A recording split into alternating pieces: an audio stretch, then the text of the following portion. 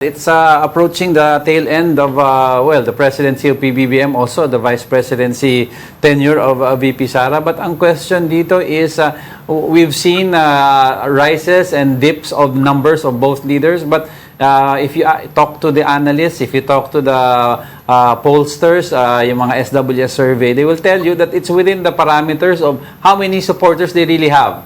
So parang they're holding on to their battlegrounds. Ang question dito is, and the very important one is the middle forces, the undecideds. Ano ang tingin mo kailangan gawin ng both leaders to capture them? Kasi at this point, ngayon pa lang, critical na daw yan eh.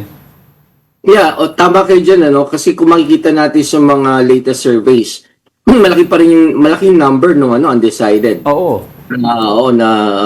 Section ng Filipino. Tsaka Prof, public. mga swing yan. Yes, nakita natin yan doon sa midterm sa 2025 midterm elections, ano?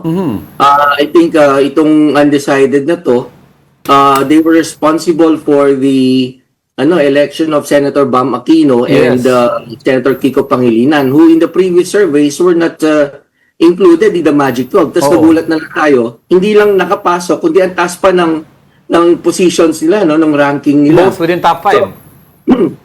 So definitely both leaders, all camps who intend to join in the 2028 elections should definitely give attention to this so-called third force o kaya yung undecided. Diretsahin ko na, Prof. Diretsahin ko na.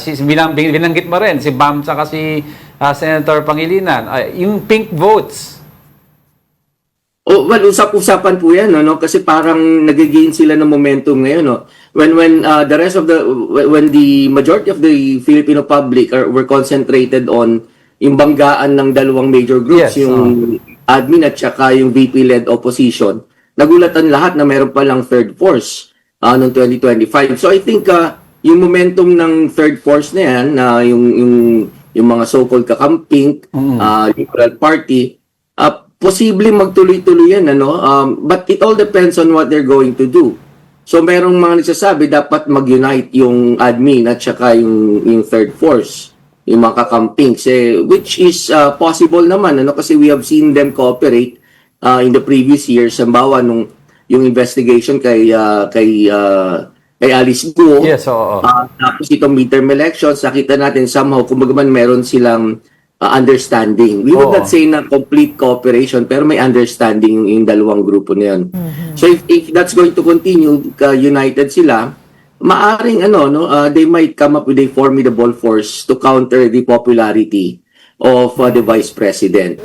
Dikit ko lang before I turn over, why do you think, looking back at last year and the years, the first 2 years ni PBBM, why do you think the pink vote mas sympathetic towards PBBM kesa sa Duterte brand? If you remember, ang galit ng pink sa Duterte brand was because ginawang hero ang father ni PBBM. Well, that's one of the many things na kinakagalit nila. But I think generally speaking, magkaiba sila in terms of ideology, yung mga kakamping, they're identified with pro-democracy or they're promoting democracy. Whereas naman yung term ng Pangulo natin, even though na-retain naman yung ating democratic setup, pero mas identified yung dating Pangulo sa pagiging authoritarian leadership style niya, pagiging authoritarian leader niya. So I think ideologically, magkaiba sila. Kaya mas malapit sila sa Pangulo, sa kasalukuyang Pangulo, mas willing sila mag-cooperate kasi may mga ilang policies, may mga ilang government decisions that both of them agree with. O halimbawa na lang yung pagpapakulong sa dating pangulo, making him accountable, isa 'yon. Nagkakaisa sila doon.